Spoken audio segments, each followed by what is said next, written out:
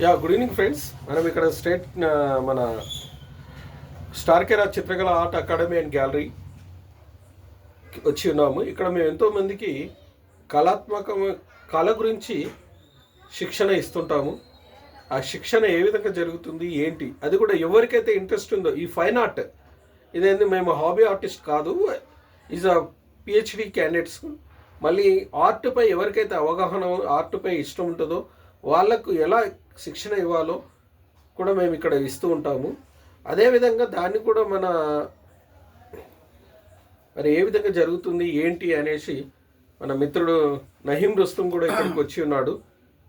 మరి ఆయన మాటల్లో ఎలా చిత్రంగా మరి ఇంతమందికి ఆర్టిస్ట్గా మీరు ఇలా అందిస్తున్నారు, ఏమైనా మరి ప్రోత్సాహం గవర్నమెంట్ నుండి ఏమైనా ఉందా, లేకపోతే ఎవరైనా సహకరిస్తున్నారా అనేసి అని అంటున్నాడు. లేదు, అలాంటిది ఏం లేదు సహకారము. అంటే ఆర్ట్పై ఎవరైనా ఇంట్రెస్ట్గా ఉంది, మేము కొద్దిగా సహకరిస్తాం, ఆర్ట్ విషయంలో మేము కొద్దిగా మరి సహాయం కూడా చేస్తాం ఆర్ట్కు. మరి మీరు పేద పిల్లలకి ఇట్లా డ్రాయింగ్ కూడా అవన్నీ ఫ్రీగా చెప్తున్నారని మరి అనేవాళ్ళు కూడా ఉంటారు. అట్లా మేము ఏంటంటే కళను ఏ విధంగా ముందుకు తీసుకెళ్ళాలి, కళాత్మకమైన భావాలను ఎలా సమాజానికి అందించాలి, కళ యొక్క గొప్పతనాన్ని సమాజానికి మరి తెలియపరచాలనే ఉద్దేశంతో మేము కళలో ఎంతోమందికి శిక్షణను ఇస్తున్నాము. ఆ శిక్షణను అప్రిషియేట్ చేయడానికి మన నహీం రుస్తుం కూడా వచ్చి ఉన్నాడు. మరి ఆయన మాటల్లో కూడా 2-3 మాటలు విందాము, ఆయన ఏ విధంగా చెప్తాడు, ఆయన సలహాలు తీసుకుందాము, అదేవిధంగా ముందుకెళ్దాం. నమస్కారం Naheem Rustum, thank you for coming star Kera Chitrakala art academy and గ్యాలరీకి. మీ యొక్క సందేహం ఏంటి, అసలు కళపై ఏ విధంగా ముందుకెళ్ళాలి? కళ అనేటువంటిది చాలా అద్భుతమైన ద బెస్ట్ కాన్సెప్ట్. ఈ కాన్సెప్ట్లో ఏంటంటే చాలామంది నిరుత్సాహంగా వాళ్ళు అడుగు పెడితే సక్సెస్ కాలేరు.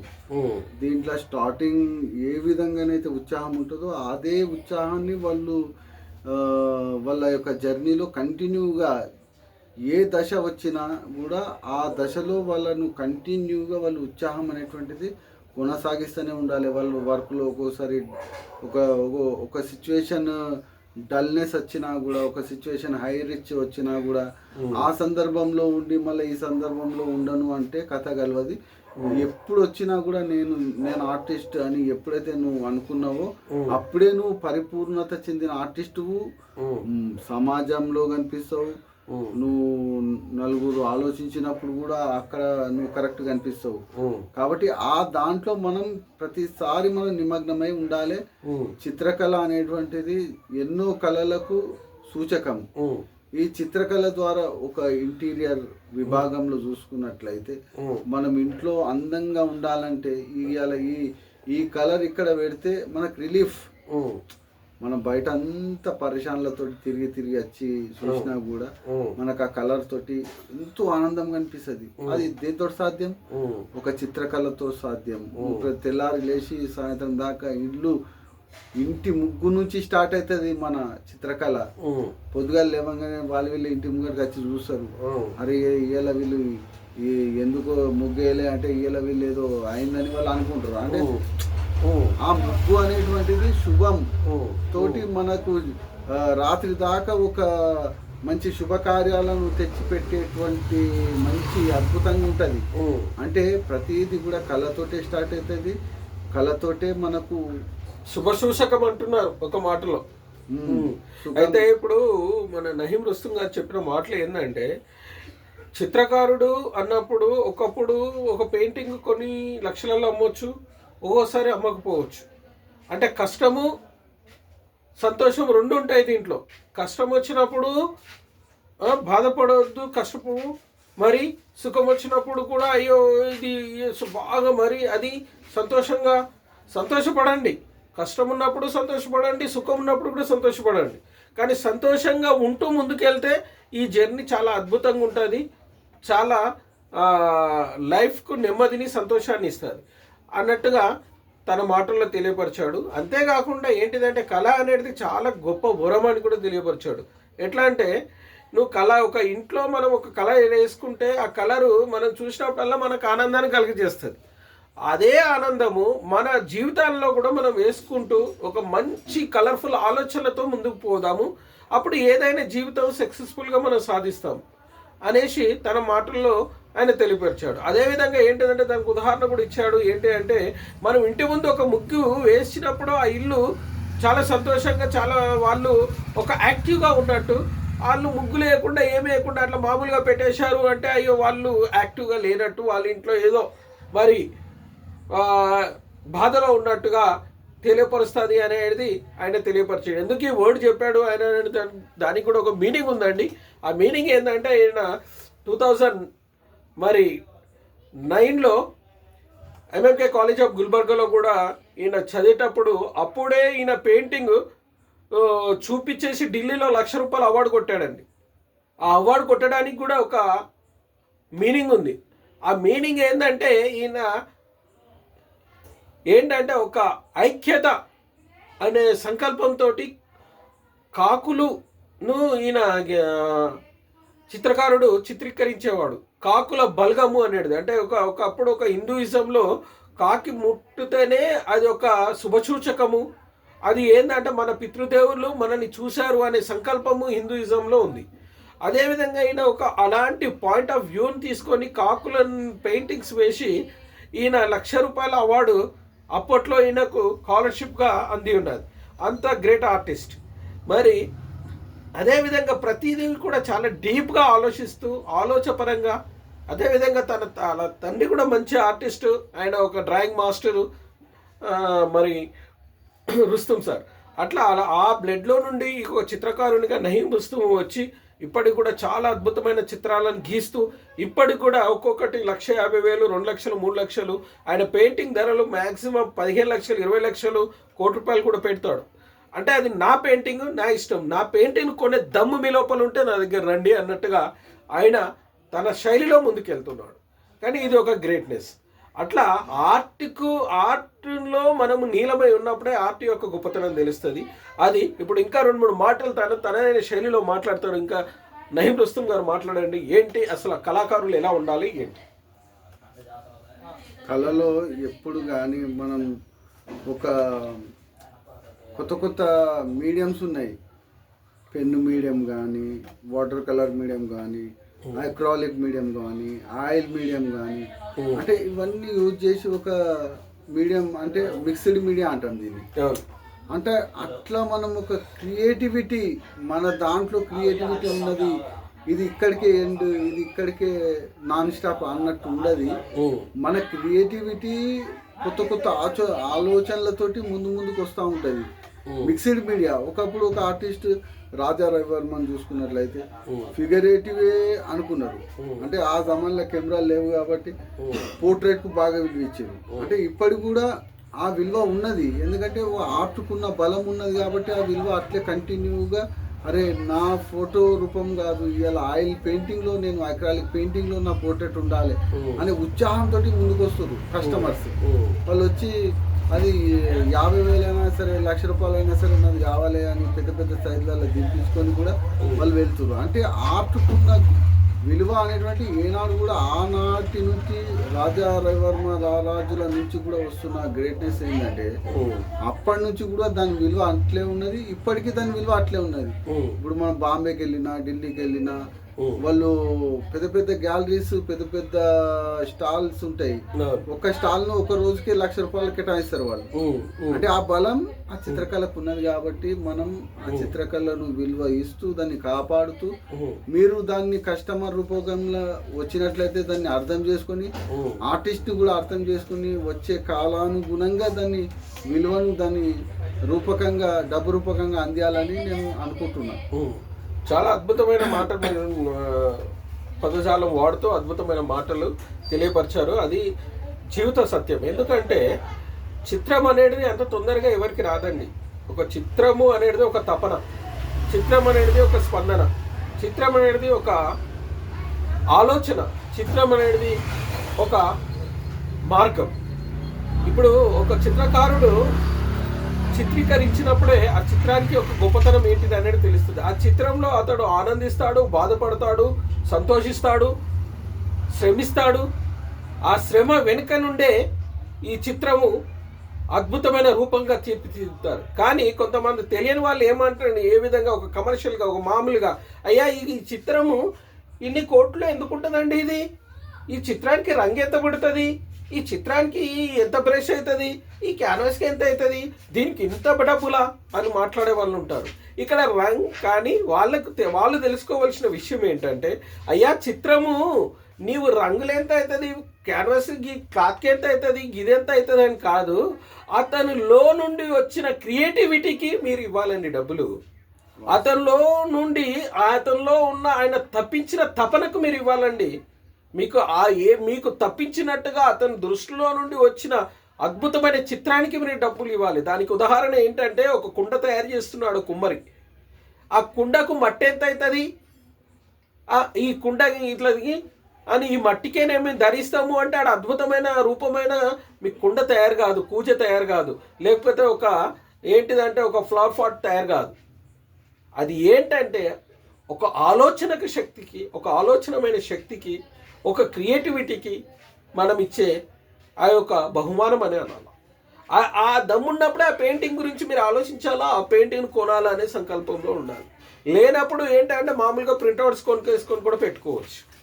కానీ ఎప్పుడైనా కళలు ఎక్కడ వర్ధిల్లుతాయో అక్కడ సస్యశ్యామలంగా ఉంటుంది. ఆ దేశమైనను, ఆ ప్రాంతమైనను, ఆ ఊరైనను, ఆ గ్రామమైనను, ఆ ఇల్లైనను. కళలు లేకపోతే అలాంటి భావాలు ఉండవు. ఉదాహరణకు ఒక డిసిప్లిన్ నేర్పించేది ఒక చిత్రకారుడు, ఒక కళాకారుడు తప్ప వేరే వాళ్ళు నేర్పించలేరండి. దానికి ఉదాహరణ ఏంటంటే, ఇప్పుడు ఒక సినిమా తీస్తున్నాం, ఆ సినిమా తీయడానికి ఎంతో శ్రమిస్తారు వాళ్ళు, ఎంతో తపన పడతాడు ఆ డైరెక్టర్ తపన వెనుక ఆ నిర్మాత శ్రమ, ఆ నిర్మాత పెట్టే క్యాష్, ఇవన్నీ కూడా ఖర్చు అయ్యి ఇవి తీయడానికి సంవత్సరాలు టైం తీసుకుంటారు. కానీ ఆ సినిమా రూపకం చేసి మనకు చూపించడానికి 2.5 గంటలు లేదా 3 గంటలు, ఇప్పుడైతే గంటన్నరనే. అయినా హిట్ అయిందా, కొన్ని కోట్ల రూపాయలు తీసుకురాగలదు ఆ చిత్రం. హిట్ కాలేదా యావరేజ్గా వెళ్తుంది. ఇది జీవిత సత్యం. అట్లనే చిత్రకారుడు కూడా ఒక చిత్రాన్ని వేసేటప్పుడు ఆయన ఎంతో తప్పిస్తాడు, ఎంతో ఆలోచిస్తాడు, ఎంతో క్రియేట్ ఇస్తాడు, దాని గురించి నీలమైపోతాడు, దాని గురించి తపన చెందుతూ సంచరిస్తుంటాడు. ఎలా చేయాలనో లోపల వేదన పడుతూ, లోపల తాను మైమరుస్తూ డిస్కషన్ చేస్తూ దాన్ని ఒక ఆలోచన రూపకంగా దాన్ని తీర్చుకొని మీ ముందుకు తీసుకొచ్చి ముందు పెడతాడు. దానికి ఇవ్వాలండి మీరు డబ్బు. కలర్కు, బ్రష్కు, దీనికని ఎప్పుడు ఆ విధంగా మాట్లాడొద్దు దయచేసి. కనుక మనము వీలైతే కళాకారులను, చిత్రకారులను ఎవరినైనా ప్రేమిద్దాం. వీలైతే సంతోషిస్తే కొనుక్కుందాం, లేదా సైలెంట్ అయిపోదాం. అంతే తప్ప కానీ ఇంతనా అనేసి మాత్రము ఆ వర్డ్స్ వాడకండి. ఎందుకు అంటే అది కళ. ఈ లోకంలో ఎవరికి ఏది శాశ్వతం కాదండి. కొన్ని కోట్లు సంపాదించినా, ఏం సంపాదించినా అన్ని లోకంలో వదిలిపెట్టిపోవాలి.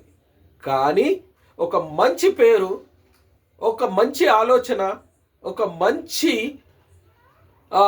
మార్గము సమాజానికి మరి ఎవరైతే మంచిగా ఆలోచిస్తారో వాళ్ళే ఇవ్వగలరు. అందులో మొదటి దశగా చిత్రకారుడు. ఎందుకంటే ఆ మహాదేవుడు మొదట చిత్రకారుడై మనల్ని సృష్టించి, శిల్పి అయి మనల్ని చిత్రీకరించి, మనల్ని 3 డైమెన్షన్ షేప్లో తయారు చేసి మనుషుల్లా ఈ విధంగా ఉండండి, వృక్షాలు ఈ విధంగా ఉండండి, పక్షులు ఈ విధంగా ఉండండి, పర్వతాలు ఈ విధంగా ఉండాలి అనేసి ఆయన చిత్రీకరించి ఈ సమాజానికి అందించాడు. ఈ సమాజాన్ని మరి ఆయన సృష్టించాడు. ఆయన తర్వాత ఆ నీలం చేసుకొని ఆ దిశలో నడిచేవాడు చిత్రకారుడు, శిల్పి. కనుక వాళ్ళను మనం గౌరవిద్దాము, వాళ్ళ దిశలో మనము ముందుకు వెళ్దాము. వాళ్ళ ప్రైస్ ఏదైనా చెప్తే ఆ ప్రైస్ మనకు వేలైతే మనం కొనుక్కోవాలి, లేదంటే మనం సైలెంట్ అయిపోవాలి. ఇదండి జీవిత సత్యం. ఇంకోటి అక్షరాలను, ఒక అక్షరం గొప్ప అంటే ఒక అక్షరాన్ని ఈ విధంగా తయారు కావాలంటే ఓ చిత్రకారుడు దాన్ని చిత్రీకరించినప్పుడే అది ఒక అక్షర రూపం దాలుస్తుంది, ఒక మంచి భావం దాలుస్తుంది. ఆ భావము ఆ అక్షరాలను గుర్తించుకొని రా అంటే ఇట్లుంటుంది, గా అంటే ఇట్లుంటుంది, రండి అంటే ఇట్లుంటుంది అనేది అదే మనం ఇంకో దగ్గర రాస్తే ఇది రండి, ఇది ఫలము, ఇది ఇల్లు అని ఆ అక్షరాలను మనం గుర్తుపెట్టుకొని అక్కడ చదివితే దాని గురించి తెలుస్తుంది. ఇది చదువు యొక్క గొప్పతనం. కానీ ఈ చిత్రీకరించింది ఎవరు? ఒక చిత్రకారుడు దాన్ని అద్భుతంగా అది చేసి ఒక శిల్పి ఒక విగ్రహాన్ని, ఒక దేవుణ్ణి తయారు చేసింది. కనుక వీళ్ళను మనం ఎప్పుడు వీళ్ళని గౌరవించుకుందాం. వీళ్ళ గౌరవంగా వీలైతే వాళ్ళకు ఒక గౌరవం ఇచ్చుకొని మనం ముందుకు సాగుదాం. అంతే తప్ప మనము వాళ్ళని ఎప్పుడు అయినాను మరి చిన్నచూపుగా మనము చూడకూడదు, చులకనగా చూడకూడదు. ఎందుకంటే వాళ్ళు సమాజానికి తపించే మహాశక్తులు. వాళ్ళు సమాజంలో శిల్పైనను, చిత్రకారుడైనను, మహాకవి అయినను. మరి ఉదాహరణ మన అందశ్రీని మనం తీసుకుంటే అందశ్రీ గారు ఎంతో తపించి ఆయన అక్షరము రాకున్నాను అక్షరాన్ని నేర్చుకొని ఆయన బడికెళ్ళలేదు, గుడికెళ్ళలేదు, కానీ ఆయనలో ఒక మేస్త్రిగా ఆయన ఉండి తర్వాత అక్షరం యొక్క జ్ఞానం ఏంటిదో, గొప్పతనం ఏంటిదో ఆయన తెలుసుకొని ఆయన ఆ దిశగా ఈ తెలంగాణకు ఒక మహాకవిగా నిలిచాడు. మరి అంతేకాకుండా జై తెలంగాణ మరి ఒక తెలంగాణ గురించి ఒక మంచి గేయాన్ని కూడా అందించి ఉన్నాడు. ఆయన ఆ రోజు ఇదంతా నాకెందుకు, నేను పోయి వెళ్ళేసి ఇదే గోడ కట్టుకోనో లేకపోతే ఈ టాప్ మేస్త్రి పని చేసుకోనో, నేను ఈ విధంగానే నేను వెళ్ళేసి ఇంత డబ్బులు తెచ్చుకొని జీవిస్తాను అంటే ఆయన సామాన్యుల్లానే ఉండేవాడు. ఆ విధంగా ఉండకుండా ఆయనలో తపించాడు. నేను సమాజానికి ఒక గొప్పతనాన్ని, నా అంతుతనాన్ని నేను అందించాలి, నా తెలంగాణకు నేను అందించాలి అనే తపనతోటి ఆయన అవన్నీ వదిలి పెన్ను పేపర్ పట్టుకొని ఆ యొక్క ఉస్మాన్ యూనివర్సిటీ ప్రాంతంలో ఆయన పెద్ద పెద్ద వాళ్ళతో కలుస్తూ ఆ దిశగా నడిచాడు. కాబట్టి ఈరోజు ఒక మహాకవిగా, ఒక డాక్టరేట్గా ఆయన నిలబడ్డాడు. ఆయన మరి ₹1 ప్రభుత్వం ఇచ్చి ఆయనని ఎంతగానో మరి ప్రోత్సహించారు మన రేవంత్ రెడ్డి సార్ గారికి ఇట్లా. కానీ ఏం చేస్తాం, మనిషి జీవితము మరి శాశ్వతం కాదు కనుక ఆయన మరి ఈ మధ్యలోనే మరి ఆయన మరి స్వర్గస్థులై ఉన్నారు. కానీ ఆయన రాసిన కవిత, ఆయన మాయమైపోతున్నాడమ్మా మనిషన్నవాడు, మాయమైపోతున్నాడమ్మా మనిషన్నవాడు, మట్టుకైనా లేడు చూడు మంచి మనసున్నవాడు అని ఇలాంటి పదాలను ఆయన వాడారంటే ఒక్కొరు మనుషుల్లో ఒక్కొరితో మాట్లాడుతున్నప్పుడు, ఎవరితోటి ఏం చేస్తున్నప్పుడు వాళ్ళ యొక్క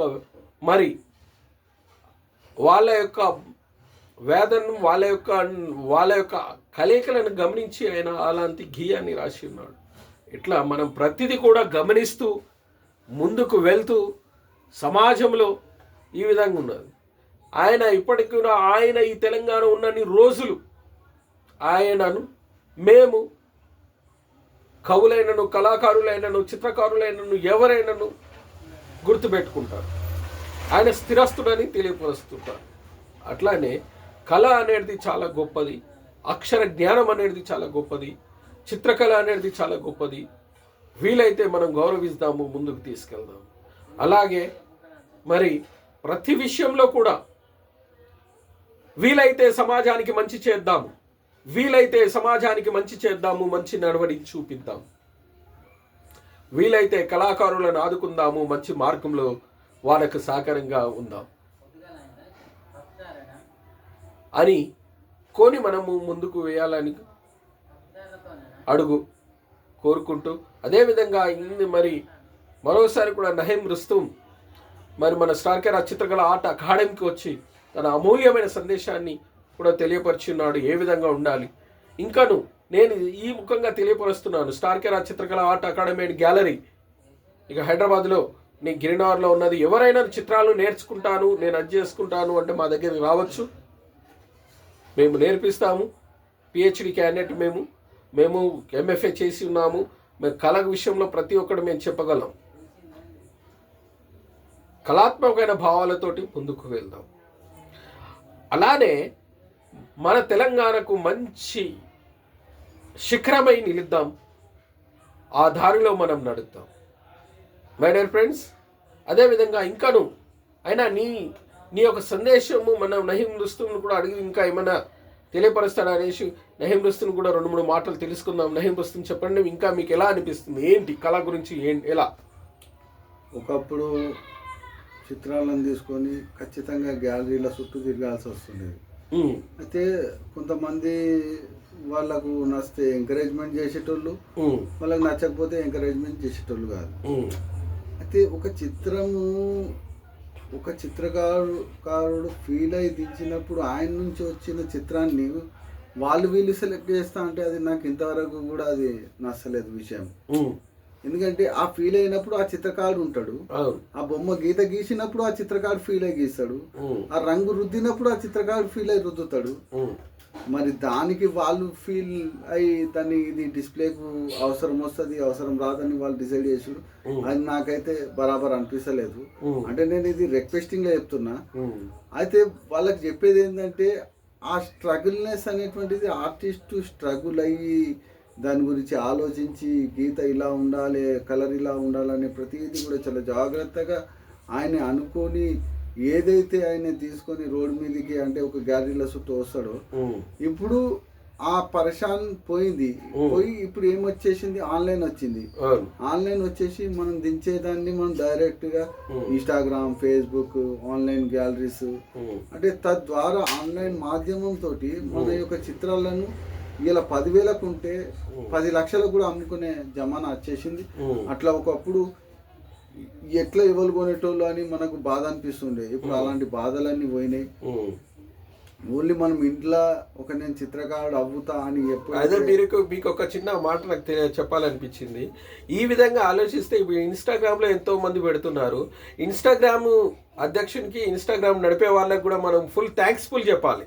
ఎందుకు అండి, వాళ్ళు ఏంటంటే మనం తిరగకుండా వాళ్ళు మన పెయింటింగ్స్ను మరి వాళ్ళు కూడా మన గురించి మరి డిస్ప్లేగా పెట్టి చూపిస్తున్నారు. కాబట్టి మరోసారి ఇన్స్టాగ్రామ్ వాళ్ళకు థ్యాంక్స్, అదేవిధంగా ఫేస్బుక్ వాళ్ళకు కూడా థ్యాంక్స్. అదేవిధంగా మన యూట్యూబ్లో ప్రతిదీ కూడా మనము చేసిన పోస్ట్ అయినను ఏదైనాను పెయింటింగ్ అయినను చూపిస్తున్నారు. వాళ్ళకు కూడా థ్యాంక్స్ చెప్తూ మరోసారి హృదయపూర్వక అభివందనాలు కూడా తెలియపరచుకుంటున్నాం. ఎందుకంటే ఇప్పుడు ఈ యొక్క గూగుల్ వచ్చినప్పటి నుండి ఏంటంటే ఈ గూగుల్ ద్వారా ప్రతి చిత్రాన్ని మనం ఎలా వేశామో ఏంటిది అనేది కూడా మనము వాళ్ళకు చూపిస్తున్నాము. మరి మనము ఒక ప్రైస్ కూడా పెట్టుకుంటున్నాము. ఇష్టమైతే వచ్చి తీసుకోండి, లేదంటే లేదు అనేది. అంటే ఒకరికి నచ్చేది ఒకరికి నచ్చదు, ఒకరికి నచ్చింది ఇంకొకరికి నచ్చదు. అయినా ఇదే జీవిత సత్యం. అయినప్పటికీ ఎవరికి ఏది నచ్చుతుందో వాళ్ళే వచ్చి తీసుకుంటారు. కాబట్టి ఎవరి చిత్రాన్ని కూడా మనం చిన్నగా అనకూడదు, ఎవరి చిత్రాన్ని కూడా ఇది ఇలా ఉంది అలా ఉన్నది అని కూడా అనకూడదు. వాళ్ళ క్రియేటివిటీని వాళ్ళు డెవలప్ చేస్తుంటే దాన్ని ప్రోత్సహించాలి. వాళ్ళు ఏ విధంగా, ఎందుకంటే ఫర్ ఎగ్జాంపుల్ ఇప్పుడు మన ఏంటిదంటే పికాసో ఉన్నాడు. పికాసో ఒకే విధంగా వేయలేదండి పెయింటింగ్స్. ఆ పెయింటింగ్స్ మనం గమనించి చూస్తే ఆయన ప్రతిదీ ఒక్కొక్క మోడల్గా వేసాడు. ఎందుకు అంటే ఈ ఫోటోగ్రాఫర్స్కి అందలేడు ఆయన. ఫోటోగ్రాఫర్ వచ్చేసి పెయింటింగ్లను మేము పడేస్తాము, మేమే గ్రేట్ అనడానికి వస్తే పికాసో ఎవరికి దొరకలేదన్నమాట. ఇప్పుడు అది క్రియేటివిటీ. వీళ్ళేంది మేము మంచి బొమ్మ దించగలము, ఫోటో కొట్టగలం, కానీ మేము ఈ క్రియేటివిటీ చేయలేము అనేసి అని వాళ్ళు పక్కకు జరిగారు. అది చిత్రకారుడే చేయగలడు. అట్లా కొత్త ఆలోచనలు, కొత్త విధానాలు మరి వస్తుంటాయి. చిత్రకారులు వాళ్ళకి నచ్చిన విధానంగా వెళ్తూ ఉంటారు. కాబట్టేసి ఇది కూడా ఎవరిచ్చారయ్యా అని అనుకుంటే ఆ మహాదేవుడు ఇచ్చిందే. ఆ మహాదేవుడు ఇచ్చిన సంకల్పంతో, ఆ మహాదేవుడు ఇచ్చిన జ్ఞానంతో ఆయన ఆ క్రియేటివిటీ చేయగలడు. అదే మిషనరీ ఎప్పుడు చేయలేదండి. మిషనరీలో ఎవైనాను కేవలము మనం ఎలా ఫీడ్ చేసి పెడితే అలా పనిచేస్తాయి అంతవరకే. కానీ ఈ మనిషి అనే మిషనరీ ఆ మహాదేవుడు ఇచ్చిన జ్ఞానంతో ఎలాంటి చిత్రాన్నైనా ఎలాంటి దిశనైనా అద్భుతంగా తీర్చిదిద్దగలడు. అందుకొరకే manual work is the powerful work, the masterpiece అని అందుకొరకే మన పెద్దలైనను ఎవరైనా అంటారు. ఇది జీవిత సత్యం. చెప్పండి.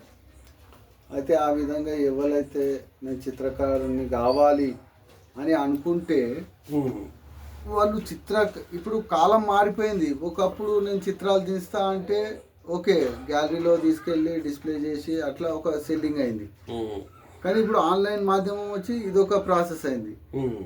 కానీ ఇప్పుడు చిత్రకారుడు అవ్వాలంటే క్యూరేటర్ కావాలి. ఆయన్నే ఆ బొమ్మను దించే ఎంత కెపాసిటీ ఉందో అంత అమ్మగలిగే శక్తిని కూడా ఆయన కలిగి ఉండాలి. అప్పుడే ఆయనే పర్ఫెక్ట్ ఆర్టిస్ట్గా ప్రకటించబడతాడు.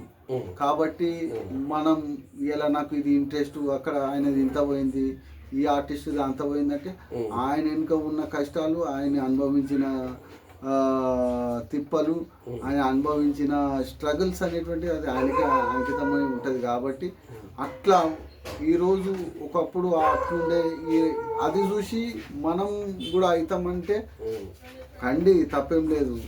ఎంఎఫ్ హుసేన్ పెయింటింగ్ ఇలా ₹1,00,00,000 పోతుందంటే ఓకే పోతుంది. కానీ ట్రబుల్స్ కూడా అలానే ఉండే. ఆ ట్రబుల్స్ కూడా మీరు అనుభవించినప్పుడే ఎంఎఫ్ హుసేన్ కోటికి పోయిందా అనేటువంటిది ఆ ప్రూఫ్ మీరు చేసుకోవాలంటే ఆ స్ట్రగుల్స్ కూడా మీరు అనుభవించాల్సి వస్తుంది. ఆ అమ్మగలే పాఠం కూడా మీరు నేర్చుకున్నప్పుడే పర్ఫెక్ట్ ఆర్టిస్ట్ అవుతారు. Okay, thank you. చాలా అద్భుతంగా చెప్పి ఉన్నారు. అంటే సార్ చెప్పింది ఏంటిదంటే, నహీం రుస్తుం గారు చెప్పింది ఏంటంటే, మనము చిత్రాలను వేసి మన ఇంట్లో పెట్టడం కాదండి, మన చిత్రాలను కూడా మనమే ఒక సేల్స్ బాయ్ లాగా, మనమే ఒక సేల్గా, మనమే ఒక దిశగా ప్రయాణం చేయాలి. మన పెయింటింగ్స్ మనం 10 మందికి చూపించాలి. ఎవరు నచ్చిన వాళ్ళు కొంటారు, నచ్చిన వాళ్ళు ఓకే. కానీ మీ చిత్రాలను మాత్రం గీయడం ఆపకండి. మీ చిత్రాలను మీరు వేయండి.